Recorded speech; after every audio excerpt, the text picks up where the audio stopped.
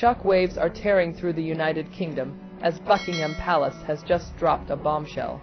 Heartbreaking news has surfaced about King Charles's long-rumored abdication. After months of whispers and speculation, the palace has finally revealed the exact date he plans to step down, leaving the nation reeling. Behind those regal walls, emotions are running hotter than anyone expected. What could have pushed Charles to make such a gut-wrenching decision? Stick around, because what comes next could flip the monarchy on its head. The day the crown trembled has arrived, and His Majesty has made a final call on the timeline of his abdication. Every word spoken in the polished calm of the Buckingham Palace briefing room hit like thunder. For months, speculation filled newspapers, TV, and airwaves. But now, the whispers have hardened into undeniable fact. The palace spokesperson delivered the statement with surgical precision. But beneath that restraint, a tremor of history was unmistakable. This wasn't just news. It was history cracking open in real time. Veteran royal correspondents who have covered coronations and scandals alike called the moment chillingly intimate, more a quiet revolution than a press briefing. This wasn't a rumor or a trial balloon. It was the collapse of a tradition that once felt unshakable. King Charles Roman III, the monarch who had waited a lifetime to ascend, had chosen to let go. As the briefing wrapped, the room erupted into controlled chaos. Reporters fired off breaking alerts. Camera shutters clicked like a relentless storm. Royal aides trained for centuries in composure struggled to mask their emotions. Some stood pale and stiff, lips pressed tight. Others blinked rapidly, caught between duty and disbelief. One journalist later said it felt as though the palace itself was holding its breath. Outside the gates, hundreds gathered under London's grey sky. There was no cheering, no jubilation, only a haunting stillness pierced by murmured questions. Was it health? Pressure from the family, the weight of the crown finally proving too much. The palace offered no answers, only a date, quietly set and undisclosed to the public. That single detail sparked a storm of theories.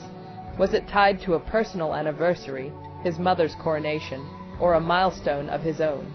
Every guess seemed possible, yet none confirmed. One thing was clear: this wasn't an overnight decision. Senior royals had been briefed only hours before the shockwaves hit the world. Some got brief, carefully crafted phone calls, while others, insiders reveal, found out through aides just moments before the news hit the press. The suddenness was staggering for a monarch known for caution and contemplation. This wasn't just a move. It was a bolt of finality that stunned everyone. The revelation signaled far more than an impending abdication. It exposed a transition already in motion. Quiet meetings, sealed documents, private discussions. They had been setting the stage for weeks, maybe months. The official statement was only the public curtain rising on a process that had long been underway. The machinery of the monarchy was turning unstoppable now. Yet behind that polished announcement lay a deeper, untold truth. A story of exhaustion, conflict, and emotional reckoning. What finally pushed King Charles Roman III to give up the crown he had waited a lifetime to wear? To grasp it, we must step into the private corridors of the palace, where loyalty, love, and legacy collided in storms no royal training could prepare anyone for. But maybe the breaking point wasn't age, duty, or pressure alone. A secret buried deep within those palace walls began to surface. It started quietly: subtle fatigue, careful words from doctors, worried glances behind closed doors. King Charles Roman III, the man who once personified endurance and destiny, was showing the strain of a crown that had arrived too late. For over 70 years, Charles had lived in waiting. His life defined by a role just out of reach, he became the longest-serving heir in British history, endlessly preparing for the day he would rule. Yet when that long, awaited moment finally arrived, it was no triumph. It was a test. His reign, though symbolically powerful, proved brief, its brilliance overshadowed by the relentless toll of expectation. The crown, the gleaming emblem of duty and stability, seemed to grow heavier by the day. Those closest to him noticed the change immediately. The spark that once fueled his speeches began to fade. After public engagements, he retreated in silence. Steps slower, Shoulders stooped beneath the invisible weight of tradition. Signs multiplied. Personal physicians exchanged uneasy glances. Senior aides noted his absences, his declining appetite for the endless cycle of ceremonies and councils. There were no dramatic collapses, no public alarms, just the quiet erosion of energy from a man who gave everything to a role that no longer gave back. Outwardly dignified, yet inside the palace, everyone knew the truth. The monarchy was already adjusting to what was coming. Little by little, the duties began to shift. William and Catherine stepped forward, taking on major appearances, their words framed around modernization and shared responsibility. But beneath the polished phrases was a quiet, calculated choreography of transition. The younger royals weren't just helping, they were rehearsing. Every engagement they took on was a thread being woven into a future that was fast approaching. Charles, meanwhile, began to pull back from the center of decision-making. Meetings that once stretched late into the night grew shorter, sometimes fully delegated to trusted aides. His involvement, once meticulous and hands-on, started to fade. It wasn't indifference, it was exhaustion. The man who had spent a lifetime preparing to serve was beginning to see that even kings aren't immune to time's quiet theft. Friends and confidants noticed the shift, less concern for legacy, more reflection on endurance. For the first time, the monarch, who had always put duty above all else, was asking the forbidden question, where does the crown end, and the man begin? The answer edged closer with each passing day. By the time the palace doctors voiced their deepest concerns, the decision was already forming in his mind. The choice between loyalty to the throne and loyalty to his own humanity was no longer theoretical. It was urgent. And in the hushed, echoing corridors of Balmoral Castle, far from the public eye, a conversation began that would set in motion the most consequential decision of King Charles Roman III's life. Abdication of the British throne. How do you choose between duty and survival when both carry the weight of a crown?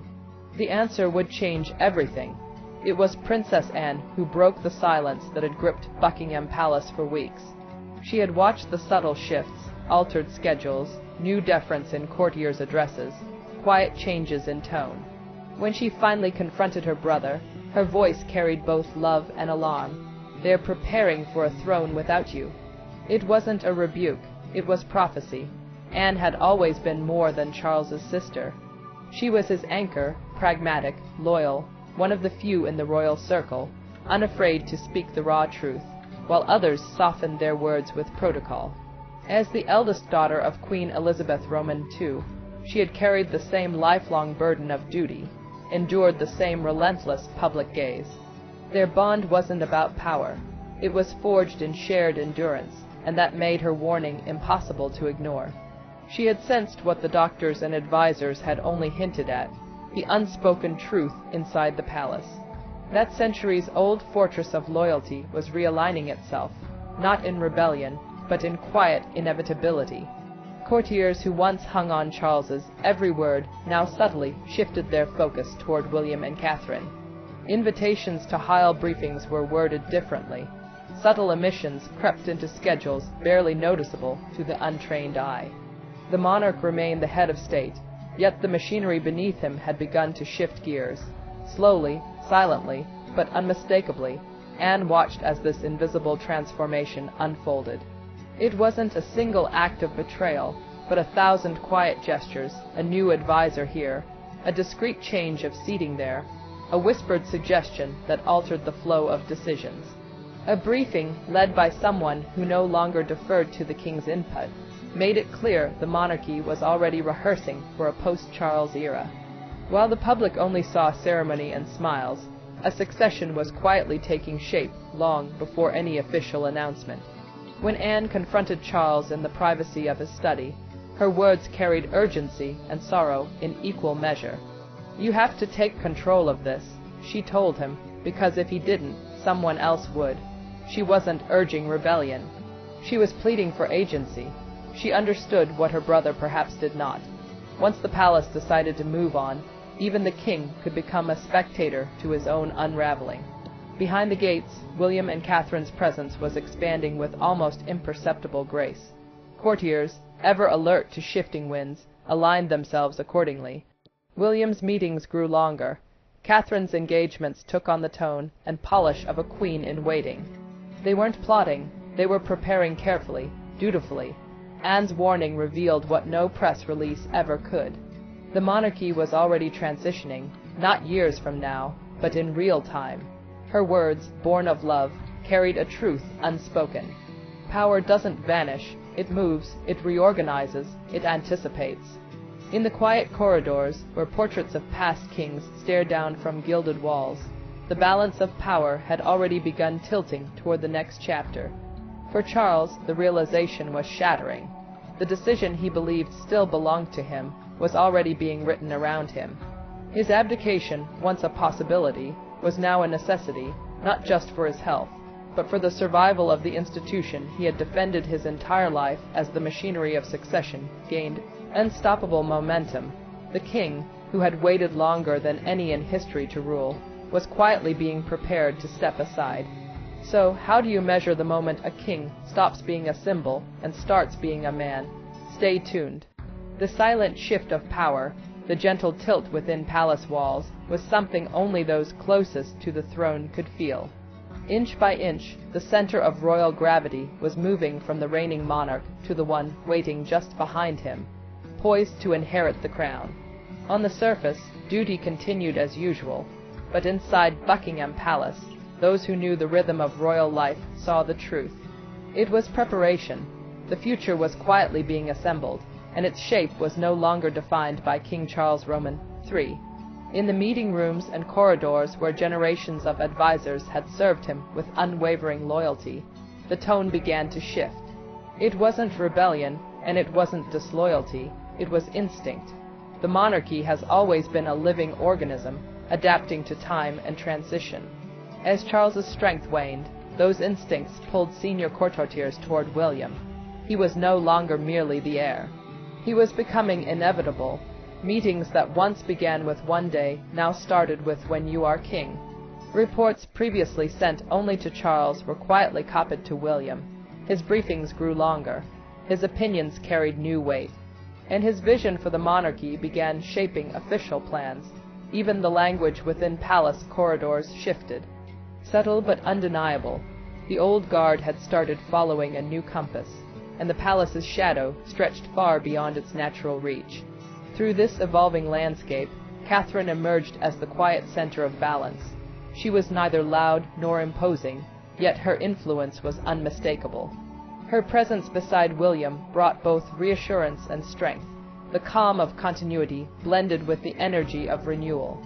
She carried herself with the composure of a queen in waiting, long before any official title would confirm it. Every public appearance, every carefully chosen word, seemed designed to prepare the nation for what was coming. Behind that poise, tension simmered. William found himself torn between two worlds, the devoted son standing by his father, and the heir feeling the machinery of monarchy nudging him forward. He began hosting discreet meetings with senior advisors, not debating if the transition would happen, but when.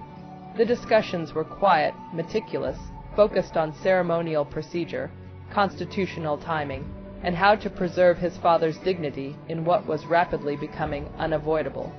The burden of inevitability pressed down heavily. Outside the palace, headlines hinted at abdication. Opinion polls whispered about a new modern crown, and public sentiment started imagining a younger, rejuvenated monarchy. Meanwhile, another figure faced her own reckoning, Queen Camilla. Decades spent clawing from scandal to respect, suddenly trembled within the private rooms of Clarence House. She pleaded with Charles to reconsider, fearing not just for him, but for herself, for the role, the title, the identity she had fought so hard to earn. She had weathered storms of public criticism, endured endless comparisons, and proved her devotion time and again. Yet now she faced an adversary far more powerful than gossip or public opinion, time itself. For Camilla, abdication was not a political act. It was a raja. Everything she had fought for, every hard-won position she had finally secured, could vanish in an instant. The moment Charles stepped aside, and the palace moved forward in careful, measured silence, She understood the truth with aching clarity. Once the crown begins to turn, it never looks back. The real cost of Charles's abdication did not lie in the crown he gave up. It was in the legacy Camilla might never reclaim. Stay with us, a throne teetering on the edge of farewell. Inside Buckingham Palace's ancient corridors, the air had grown thick with unspoken fear, sorrow, and inevitability. Whispers that once circled quietly among courtiers could no longer be contained. King Charles Roman III had made up his mind. The date of his abdication was no longer rumor. It was etched in secrecy, bound by purpose, and impossible to reverse. For Queen Camilla, the news felt like a slow, invisible storm, pulling her carefully built world apart. The title she had fought so hard to earn, the one she wore with pride and resilience, now seemed destined to dissolve. Every conversation between them grew longer, heavier, filled with tension and tenderness, coexisting painfully in the same breath. She pleaded with him to delay, to hold on, to reconsider what he was surrendering. Every glance, every touch, every pause between words felt weighted with the gravity of history. But Charles, weary and reflective, stood firm to him. Abdication was not weakness, it was preservation. Decades spent waiting for the crown revealed a harsh truth. Wearing it came at a cost too heavy to sustain. The pressures of modern monarchy, the relentless public scrutiny and whispered health concerns all converged into one undeniable reality. He could no longer ignore the institution he had vowed to protect. Renewal had to come through his departure. Camilla saw it differently. To her, abdication wasn't renewal, it was erasure. Years of struggle for acceptance, endless waves of judgment, and the quiet triumph of finally being recognized as queen now threatened to fade into the shadow of a younger generation.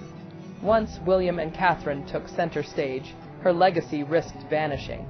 Behind the palace gates, in the retelling of royal history, quiet divisions took root.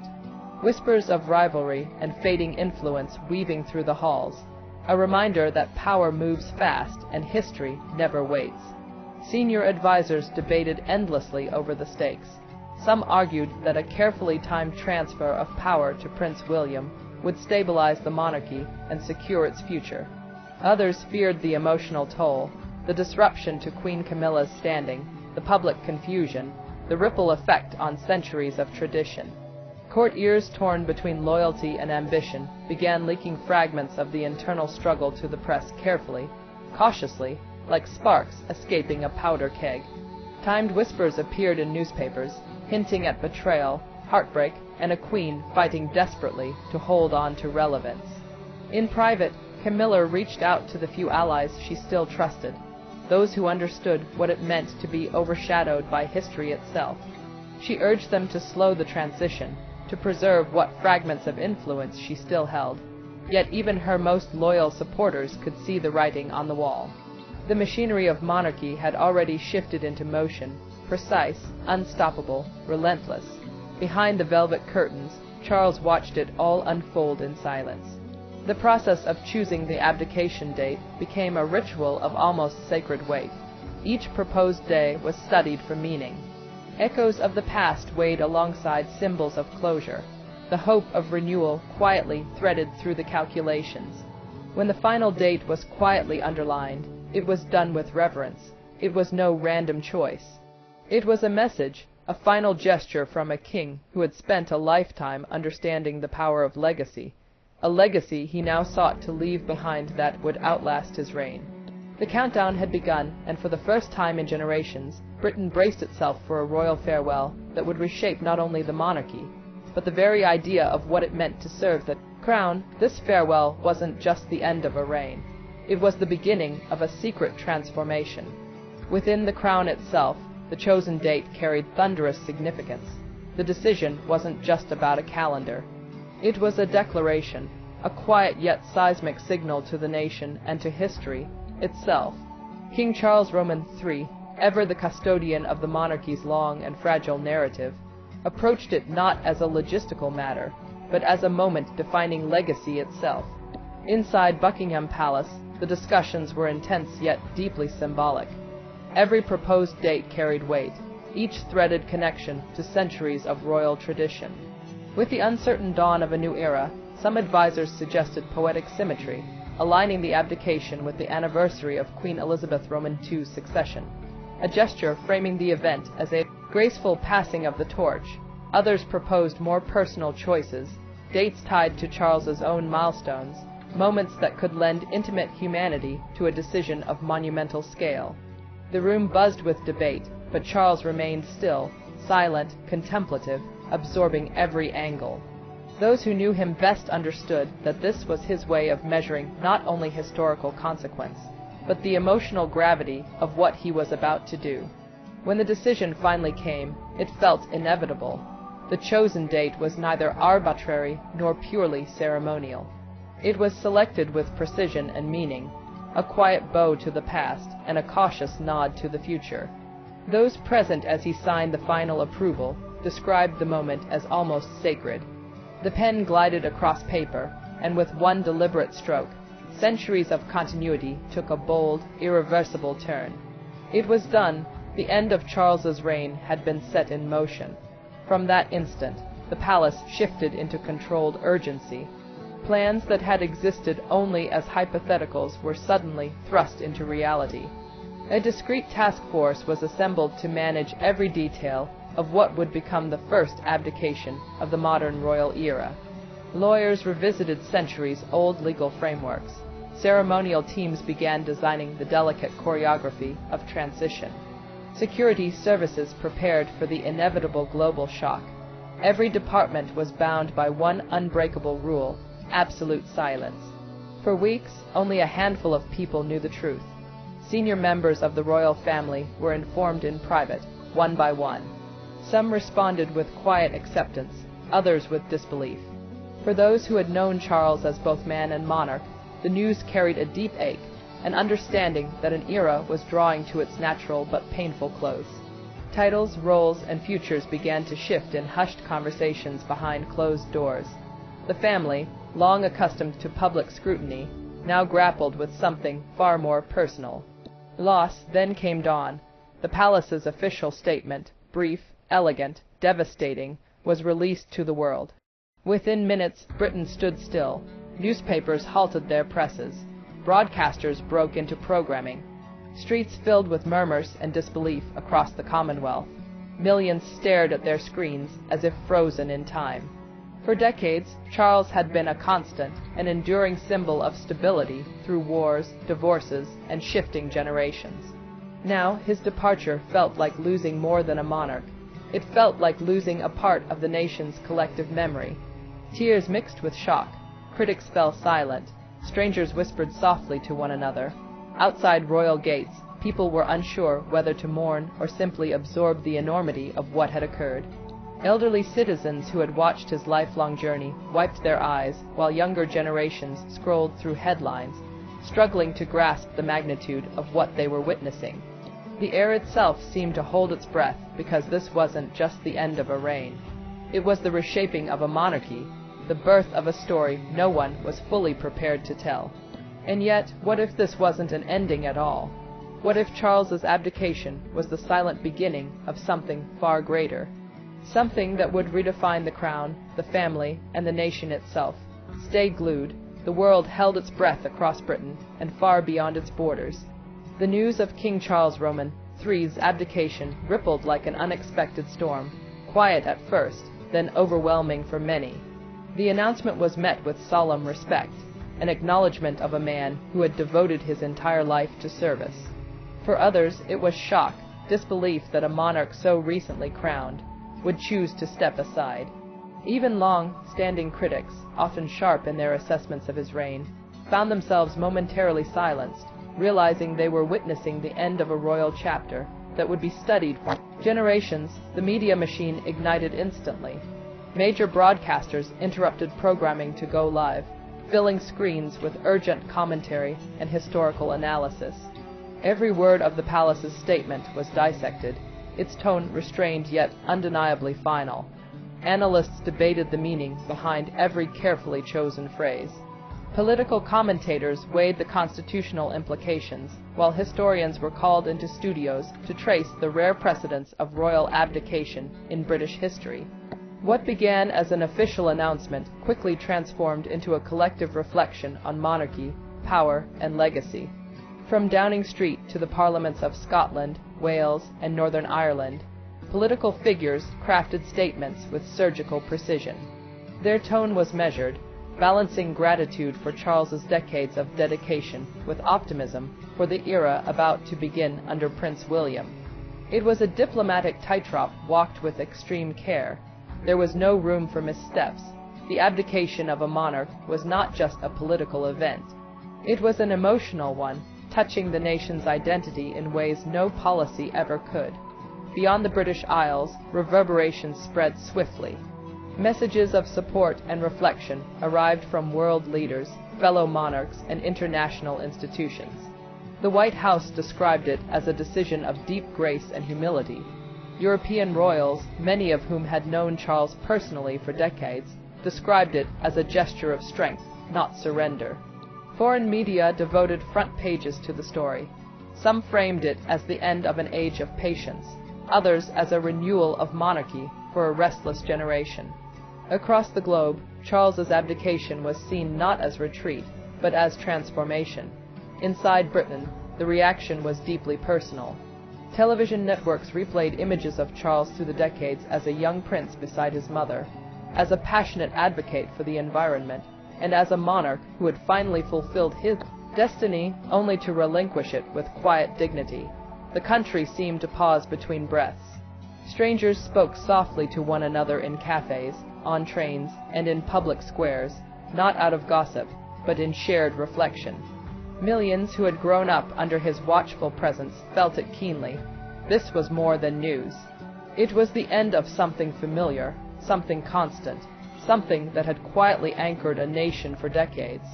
Meanwhile, behind the palace gates, every hour was accounted for. Preparations for the handover accelerated with military precision.